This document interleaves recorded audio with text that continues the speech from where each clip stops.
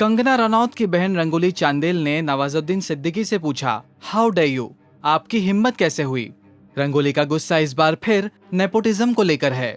जैसे कि सभी जानते हैं कि नेपोटिज्म की जब भी बात आती है, कंगना और उनकी बहन रंगोली कोई मौका नहीं छोड़ती इंडस्ट्री पर निशाना साधने के लिए। इस बार नेपोटिज्म के डिबेट में रंगोली ने नवाजुद्दीन सिद्दीकी को घसीट लिया है।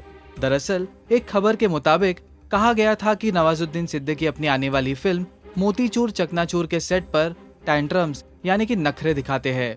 इस रिपोर्ट पर कंगना की बहन का ध्यान गया और फौरन इसे अपने ट्विटर अकाउंट पर शेयर करते हुए लिखा, जी हाँ, टैंट्रम सिर्फ नेपो किड्स को ही अलाउड है।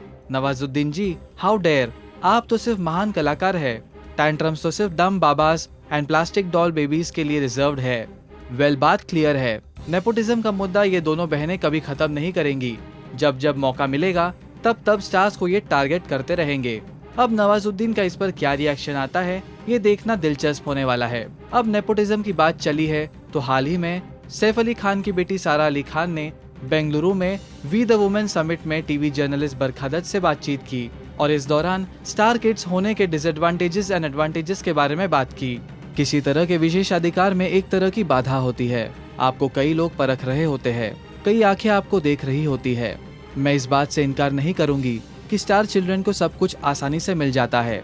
पहुंच के मामले में हमारे पास विशेषाधिकार होता है जो औरों के पास नहीं होता, लेकिन इसके साथ ही जांच पड़ताल भी शुरू हो जाती है। ऑडियंस, इंडस्ट्री और मीडिया के लोग मुझे बहुत प्यार करते हैं। शायद मैं उतना डिजर्व भी नहीं करती, लेकिन इनमें से कई लोग स्टार किड्स की एक गलती होने का इंतजार करते हैं ताकि उन पर तंज कस सके। जब सारा से पूछा गया कि वो स्टार किड होने का कितना दबाव लेती है तो उन्होंने कहा, लोग बोझ और दबाव जैसे शब्दों का इस्तेमाल करते हैं, लेकिन मैं इसमें यकीन नहीं रखती। ये आप पर निर्भर करता है कि आप कितना बोझ या दबाव लेना चाहते हैं। दरअसल मैं जानती हूँ कि फिल्म बैकग्राउंड से आने की वजह से मुझे ज्यादा परख और अटेंशन से गुजरना पड़ता है, लेकिन मैं इसे बोझ की तरह नहीं लेती, क्योंकि अगर मैं ऐसा करूंगी तो कभी परफॉर्म नहीं कर पाऊंगी।